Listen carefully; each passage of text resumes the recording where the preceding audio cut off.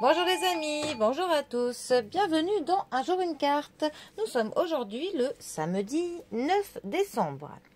Alors, j'espère que vous allez bien, que vous avez passé une bonne semaine et que vous êtes prêts à profiter du week-end. Alors, peut-être pour commencer les emplettes pour Noël ou l'organisation des fêtes. Alors, voyons voir, pour ce samedi, qu'est-ce que Mademoiselle Lenormand a à nous annoncer? Quelles vont être les énergies du jour? Alors, je ne sais pas pourquoi, il y a certains jeux de cartes où les cartes, elles se tordent. Là, il est complètement tordu. Bon, c'est pas grave. Alors, pour ce samedi, il y a l'homme qui est accompagné du serpent.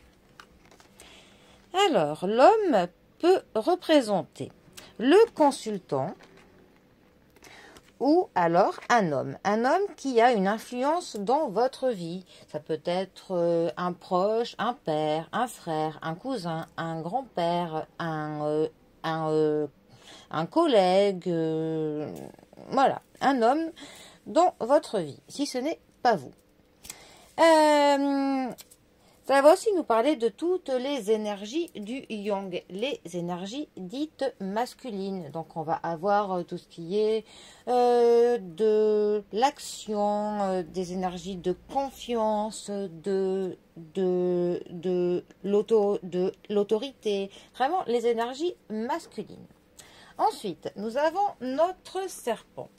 Alors, dans le Lenormand, le serpent, on a quand même cette notion de la perfidie, de faire attention à ce qu'il n'y ait pas quelqu'un qui, par devant, essaye de se faire passer pour quelqu'un de bien, en tout bien, tout honneur, mais qui, par derrière, peut en fait vous vouloir du mal. En fait, il faut quand même faire attention aux personnes qui vous entourent. La carte du serpent indique parfois un danger. Il peut s'agir de situations ou des gens qui sont potentiellement nocifs. Donc, n'accordez pas votre confiance pour le coup à la légère. Voilà. Par exemple, si ça devait nous parler d'une partie du corps, au niveau de la santé, ça nous parlerait du gros intestin. Voilà. Au niveau du sentimental, ça peut nous parler d'une femme qui est séduisante, plutôt prédatrice. Hein. Après, c'est aussi une carte qui va nous conseiller de casser une certaine routine, de sortir de ses habitudes. Au niveau des finances, par exemple, ça peut nous dire que l'argent file un petit peu trop facilement entre nos doigts. Donc, de faire attention à son budget. Ces deux cartes ensemble, que veulent-elles nous dire? Elles peuvent nous dire de faire attention à un homme qui serait un petit peu très séduisant, hypnotisant, qui arriverait pour le coup à manipuler.